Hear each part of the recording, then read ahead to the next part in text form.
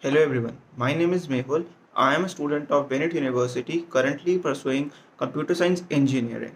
So today my video assignment topic is counting sort algorithm. Hello everyone, in this video we will be discussing about the counting sort algorithm. So I will be explaining you about counting sort algorithm with the help of this presentation. So let's get started. So in this slide we have what is counting sort. So counting sort algorithm is an efficient sorting algorithm that can be used for sorting elements within a specific range. This sorting technique is based on the frequency or count of each element to be sorted and works using the following algorithm. It operates by counting the number of objects that have each distinct key value and using arithmetic on those counts to determine the positions of each key value in the output sequence. Now the second point here is what a counting sort is not a comparison sort. So here the question rises why it is not a comparison sort and what is comparison sort. So first of all, a comparison based sorting algorithm sorts number only by comparing pairs of number. So few comparison based sorting algorithms are quick sort, merge sort, bubble sort, selection sort, heap sort, insertion sort. Whereas algorithm like radix sort, bucket sort and counting sort falls into the category of non-comparison based sorting algorithm. So uh, here it is pretty much clear. So now we'll move to the next slide, which is the advantages and disadvantages. So advantages and disadvantage of counting sort.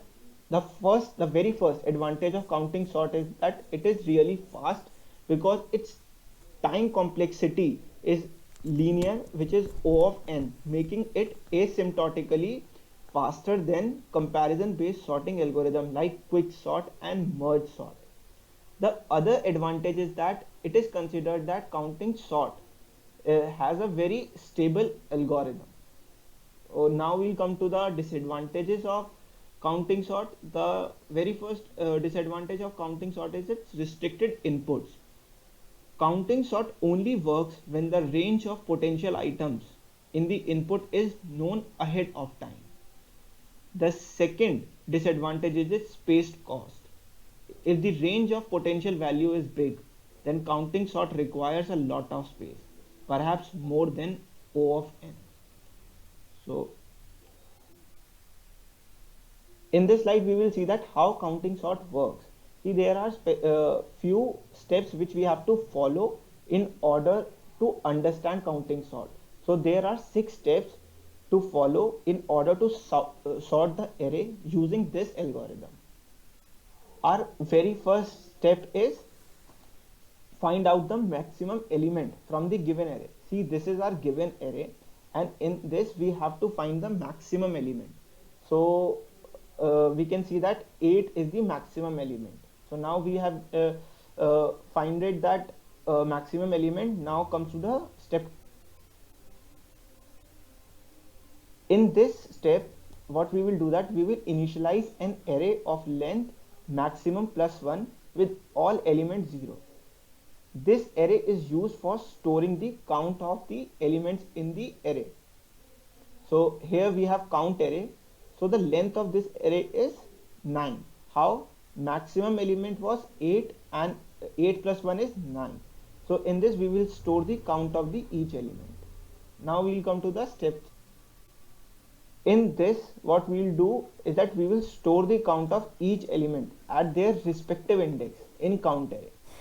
For example, if the count of element 3 is 2, so we will store it in the third position of the count array.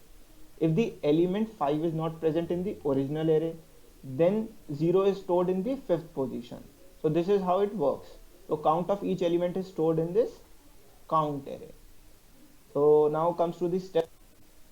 So in step 4, we will store the cumulative sum of the elements of the count array. Here what we will do that we will store the cumulative sum. So the cumulative sum at 1 is that the sum of the previous count and the current count. So 0 plus 1 is 1. Now come to the index 2. the previous count of 1 was 1 and the current is 2. So 1 plus 2 is 3. This is this is how it works. So we can see it for other element also. 3, the sum, the previous count was 3 and here it is 2. So the cumulative sum of these two will be 5. So now we can store this cumulative count in this.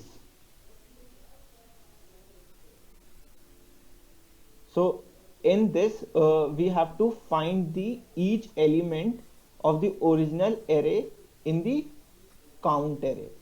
So this gives the cumulative count. So the cumulative count here is 6.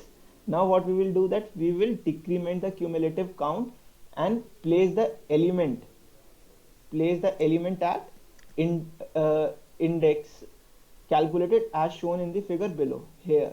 So the decremented value is 5 and this will be the index of the output array, and in this, at this index we will store the value of 4, which is the element of the original array.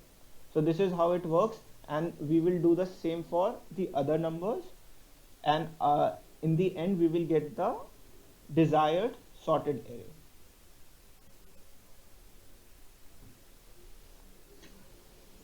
Here, as you can see, that in this part we will see how we will code the counting sort algorithm.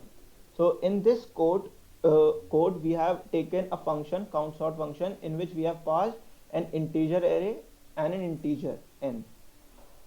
So here in the first loop we have calculated the maximum element of the given array, and that maximum element will be the size of the count array.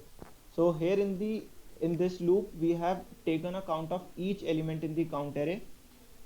In the third loop we will take the cumulative count, which this is kind of a modified array of the count array. So in the fourth loop as you can say, that we have we have decremented the cumulative count, and that decremented cumulative count is an index of output array, and on that index of output we have taken we have stored the element of the original array I. So this is how we have sorted the array using counting sort. Now we will see about the time complexity of counting sort in the next slide. Here we will see the time complexity of the counting sort. So time complexity of the counting sort algorithm is O(n plus k), where n is the number of elements in input array and k is the range of input. Why the time complexity is O of n plus k? Because the algorithm uses only simple for loops without recursion or subroutine calls. It is straightforward to analyze. The initialization of the count array and the second for loop, which performs a prefix sum on the count array, each iterate at most k plus 1 times, and therefore take O of k time. The other two for loops and the initialization of the output array each take O of n time. Therefore the time for the whole algorithm is the sum of the times for these steps, O of n plus k. Now the space complexity is O of n plus k. Why? Because it uses the array of k length k plus 1 and n. So the total space usage of the algorithm is O(n plus k). Now we have discussed everything on this topic. I would like to thank you for watching this video.